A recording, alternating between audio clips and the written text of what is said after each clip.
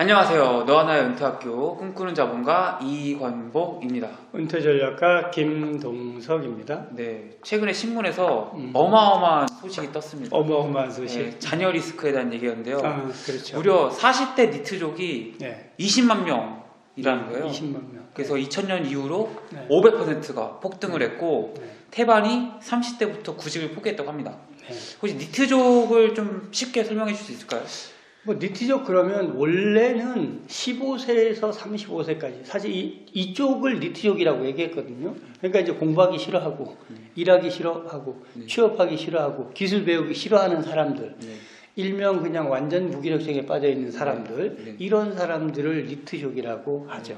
쉽게 그래서 뭐 표현하면. 미혼이면서 학교도 그렇죠. 안 다니고 네. 가사 활동도 안 하는 무직자, 네. 그러면서 이제 취업의 의욕은 아예 아예 없으신 없죠. 그런 이제 분들을 네. 니트족이라고 이제 줄여서 네. 얘기를 하는데요. 네. 이분들이 이제 문제가 되기 시작했습니다. 실질적으로 우리 사회에서 이제 일을 계속 안 함으로써 이제 노년이 된 부모들이 이 자식들을 부양하는 네. 이런 문제가 된 거죠. 그래서 이제 이런 문제를 8050 문제다 이렇게 얘기해요.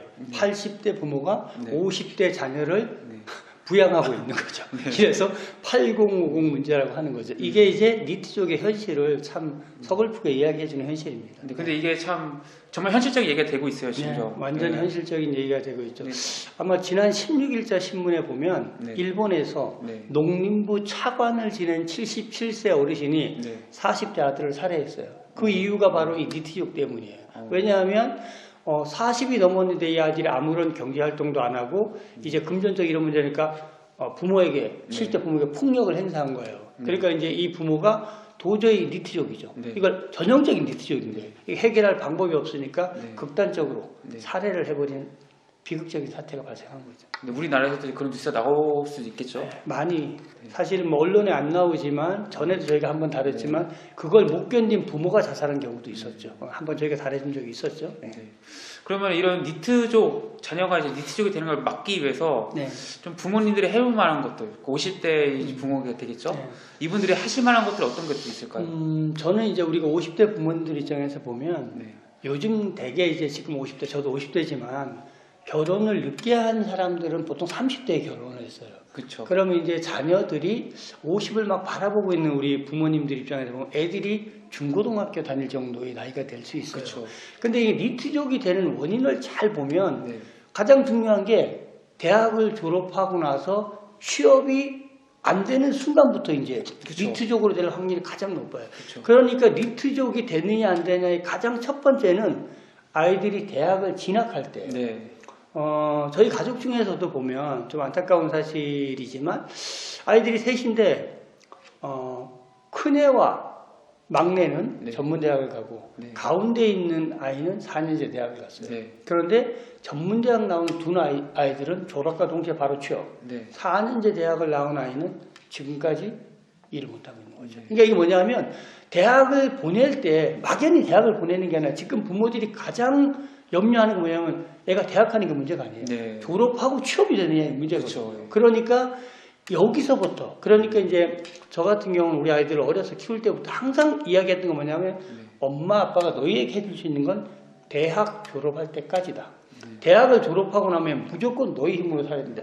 대신 학자금 지원은 받지 않도록 최대한 엄마 아빠가 대학교까지는 보내준다. 그러니까 대학 졸업 이후부터는 완전 용돈부터 뭐든지 다 끊어버리는 거예요. 그래서 스스로 청소년 시기에 할 때부터 그러면 대학을 갈 때 얘가 신중히 생각하거든요. 네, 그렇죠. 내가 지금 전문대학을 가는 게 맞나? 4년제 대학을 가는 게 맞나? 네. 어디를 가야 되는 게 맞나? 결정을 하고 엄마 아빠가 나를 대학 졸업하고 나면 이제 아무런 경제 지원을 안 해준다고 했는데 어떻게 해야 될까? 그러니까 명확히 자녀들에게 엄마 아빠가 너희에게 지원해 줄 수 있는 건 대학 졸업할 때까지다. 이거를 정확히 해주는 게 저는 굉장히 중요하다고 생각하죠. 네, 사실 근데 그 문제는 뭐 전반적인 경제 상황과도 좀 연관이 있는 것 같습니다. 네, 개인의 책임을 그렇죠. 무조건 물을 수는 없겠지만 경제 상황이 좀 안 좋은 것도 있고 또 우리나라 교육 시스템 자체가 본인의 진로 이런 것들을 미리부터 잡아주지 않지 않습니까?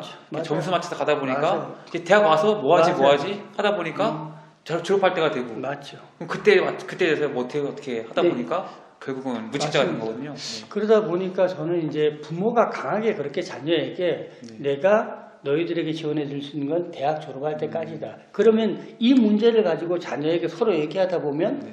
아빠 그럼 내가 어느 대학을 가는 게 나을까? 네가 어느 대학을 갈지가 서로 좀 현실적인 얘기하는데 말씀하신 것처럼 그런 교육도 아무것도 안 하다 보니까 수능 성적에 맞춰서 그냥 대학을 가는 것뿐이에요. 네. 그 다음에 대학 가가지고 이제 그때부터 고민이야. 그렇죠. 이게 늦었다는 거죠. 자녀들 교육을 할 때 대학 졸업할 때까지 지원한다는 걸 명확히 해주는 게 좋은 것 같습니다. 두 번째는 뭐가 있을까요? 두 번째는 이제 니트족들의 시작이 대학 졸업한 이후부터. 네. 그러니까 대학을 졸업하면 네. 아들, 딸 구분하지 말고 네. 우리가 아들, 딸 구분하고 하나만 낳아 잘 기르잖아요. 네. 아들, 딸 구분하지 말고 무조건 분가시키세요. 뭐 잘하시는 것처럼 서울에 뭐 다가구 주택 같은 데서 월세 살면 뭐 좀 좁으면 한 35만 원 좀 살 수 있잖아요. 네, 네, 그러면 아르바이트만 해도 한 달에 200만 원 벌 수 있잖아요. 최저 시급 네. 때문에. 그러면 충분히 분가해서 사는데 문제 없습니다. 근데 이제 부모가 그래도 얘가 취업할 때까지 내가 데리고 그쵸. 있다가 내보내야지 라고 하는데 취업이 안 돼요. 그쵸. 여기서 이제 니트족이 시작이 되는 거예요. 그러니까 무조건 대학을 졸업했다. 근데 뭐 아들이고 딸이고 이런 것 때문에 하지 말고 그냥 저는 분가시켜야 된다고 생각합니다. 그러면 스스로 자립심이 생기죠. 네. 만약 세 번째는 뭐가 있을까요? 세 번째는 네. 제 주변에 정말 많은데 네. 아이들이 이제 대학을 졸업하고 네.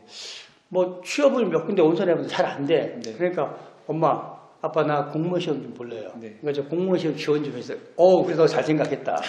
너 잘 생각했다. 네. 공무원 그치. 시험 해야지. 이렇게 하고 이제 노량진으로 가거든요. 그쵸. 그러니까 노량진 가가지고 이제 방 하나 얻어가지고 거기에서 기숙하면서 하는 친구도 있고 집에서 다니는 친구도 있고. 네. 근데 이게 2년 되고 3년 되고 5년 되고 7년 돼.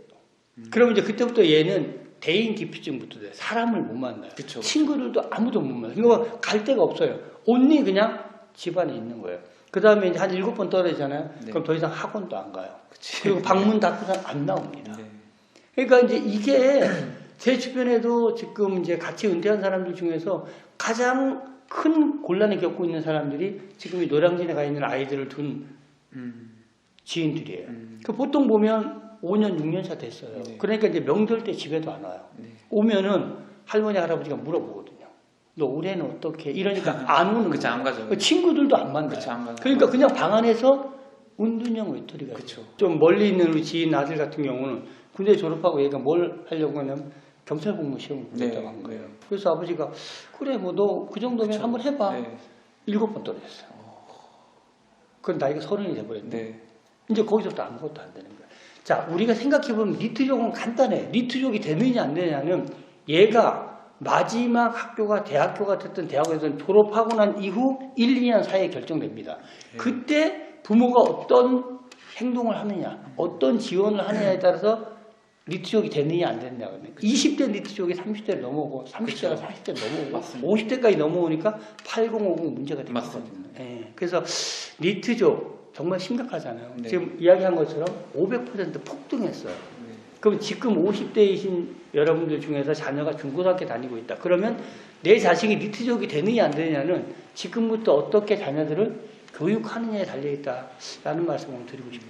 이게 니트족 문제가 결국은 부모가 어떻게 자식을 대하느냐에 그럼요. 큰 영향을 미치는 거잖아요. 네, 그럼 그러니까 좀 여유가 있으신 부모님들이 우리 아들 좀 더 좋은 직장, 좀 더 좋은 조건에서 뭘 해줬으면 그 자녀에 대한 사랑이 보호로 이어지면서 그렇죠. 이제 자녀가 네. 그 안에서만 계속 있으려고 하는 맞아요. 거죠. 네, 그러다 보니까 맞아요. 이제 아무것도 못하게 되는 네.